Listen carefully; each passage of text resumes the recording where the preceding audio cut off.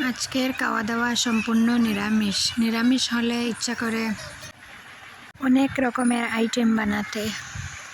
রান্না বান্না শেষ করে গিয়েছিলাম ক্ষেত দেখতে। আসসালামু আলাইকুম, সবাই কেমন আছেন? আশা করছি আল্লাহ রহমতে সবাই ভালো আছেন।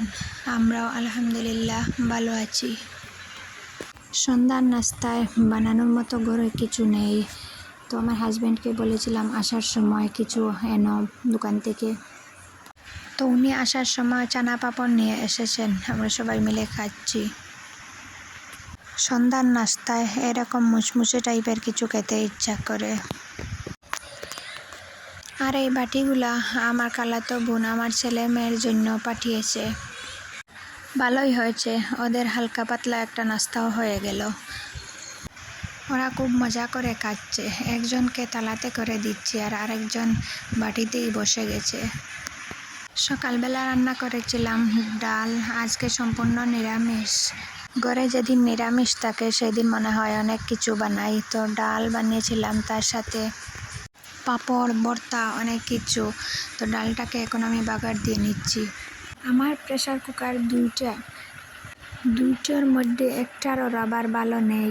প্রথমে প্রেসার কুকারে বসিয়ে দিয়েছিলাম, তারপর দেখি হচ্ছে না, তারপর ঘুটনি দিয়ে ভালো করে ঘুটে এখন আমি বাগার দিয়ে নিচ্ছি। দুদিন পর পর প্রেসার কুকারের রাবার খারাপ হয়ে যায়, তো আমার ঘরে আর রাবার নেই এক্সট্রা করে রাখা, তাই অসুবিধায় পড়ে গিয়েছি। আর আমার কাছে ডাল আস্তে আস্তে থাকলে ভালো লাগে না। আমি সব সময় টমেটো ডালে দেওয়ার চেষ্টা করি, একটু টক টক হলে খেতে ভালো লাগে। দিয়ে দেখবেন টমেটো ডালের মধ্যে, দেখবেন খেতে ভালো লাগবে। ডালের সাথে খাওয়ার জন্য পাঁপড়ও ভেজে নিচ্ছি। জানি এটা স্বাস্থ্যের জন্য ভালো না, অনেক কিছু তো ভালো না, তবে আমরা কটা মানার চেষ্টা করি, ভালো লাগে খেয়ে নেই।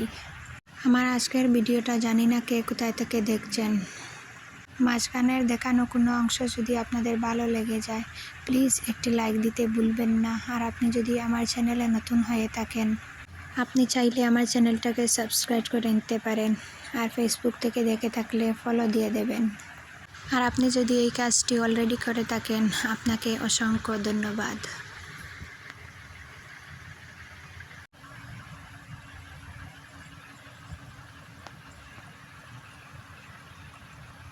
ডাল হলে তো বাচ্চারা খুব খুশি করে ভাত খায়, আর তার সাথে পাঁপড়ও ভেজে দিয়েছি, কারণ আমার ছেলে কদিন ধরে একদমই জাল খেতে পারছে না।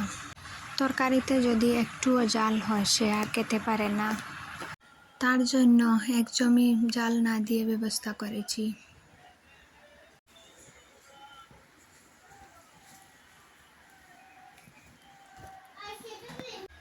আগে তাদেরকে খাইয়ে দিব, তারপর আলু ভর্তা আমাদের জন্য করব। ওদেরকে বাদ দিয়ে তারপর আমি আলু ভর্তা করতে এসেছি। আলু ভর্তা ওদেরকে আর দেব না, আমার ছেলে খুব খেতে ভালোবাসে আলু ভর্তা, তবে আজকে আর খাবে না, তার মুখ যেহেতু ভালো নেই। তাই মরিচ ছাড়া তো আলু ভর্তা একদমই অসহায়, জাল জাল না হলে ভর্তা কেমন করে খাওয়া যাবে। আর আমার মেয়ে তো ভর্তা এসব খায় না।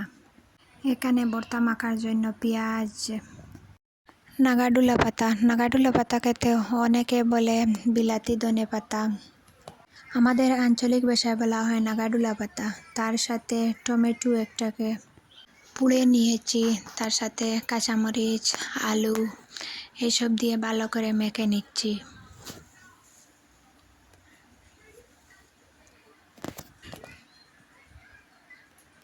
ভর্তা যত মাখাবেন তত খেতে ভালো লাগবে দেখবেন। তো আমি ভালো করে হাত দিয়ে মেখে নিচ্ছি।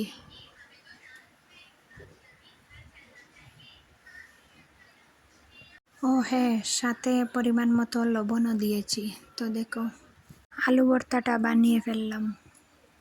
দেখতে কত লোভনীয় লাগছে তাই না? খেতেও তেমন মজা হয়েছিল। বিকালবেলা আর তরকারি কিছু বানাই নাই, দুপুরবেলা করে ডাল রয়ে গিয়েছিল, সাথে ভাবলাম আলু ভাজি করে নেই, আর তার সাথে দুটো ডিম ভাজিও করেছি।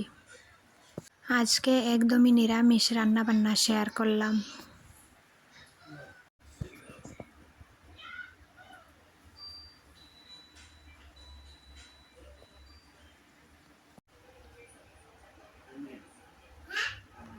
ডিমগুলাকে শুধু পেঁয়াজ আর হলুদ দিয়েই ভাজি করে নিয়েছি। পরের দিন সকালবেলা ঘুম থেকে উঠে ঘরদোর পরিষ্কার করে ঝাড়ু দিয়ে সুন্দর করে গুছিয়ে ফেললাম। ঘরটা যেমনই হোক না কেন, পরিপাটি গুছানো থাকলে দেখতে ভালো লাগে। তারপরে গিয়েছিলাম অনেক দিন আগে এই যে শিম গাছের বীজ লাগিয়েছিলাম, ওইটা একটু বড় হয়েছে গাছগুলা, উপরে চার দেওয়া হয়েছে। আমি কাছে যাচ্ছিলাম না, একটু ভয় করছিল অনেক ঘাস। আজকের ভিডিওটা এই পর্যন্ত। সবার সুস্বাস্থ্য কামনা করে আপনাদের কাছ থেকে বিদায় নিয়ে নিচ্ছি। আল্লাহ হাফিজ, আসসালামু আলাইকুম।